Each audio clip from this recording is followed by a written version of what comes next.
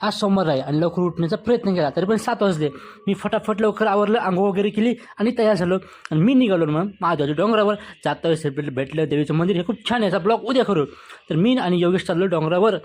तर इतकं सुंदर असं वातावरण तिथं तयार झालं ना, झाडं वगैरे मस्त, डोंगर वगैरे हिरवंगार तुम्ही बघू शकता ब्लॉगमध्ये. फायनली आम्ही तिथं पोहोचलो. फायनली आम्ही वरती आलो आणि खूप तिथं गर्दी होती भाई भक्ताची. मग आम्ही लागलो लाईनीला. मग आमचं तिथं थोडंसं दर्शन झालं. मग दर्शन झालेलं आम्ही आलो वरती. वरती आलेलं आम्ही करतो संत तुकाराम महाराजांचं दर्शन.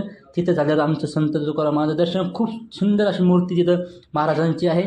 मग योगेश म्हटलं 20 रुपयाचे पेढे घेतो. ठीक आहे म्हटलं. मग योगेशने घेतले पेढे. मग आम्ही गेलो हनुमानचं दर्शन घेण्यासाठी खाली. मग तिथं आम्ही घेतलं हनुमानचं दर्शन. मग आम्ही निघालो घरी की योगेश भावी भक्त म्हणले की प्रसाद खाल्ल्याशिवाय जायच नाही. मला आमच्या तर आवडीचं आहे. मग आम्ही तिथं प्रसाद खाल्ला आणि तिथं गाडी थांबवली. मग इथे तुम्हाला कसा वाटला ब्लॉग, लाईक करा, सबस्क्राईब करा आपल्या ब्लॉगला.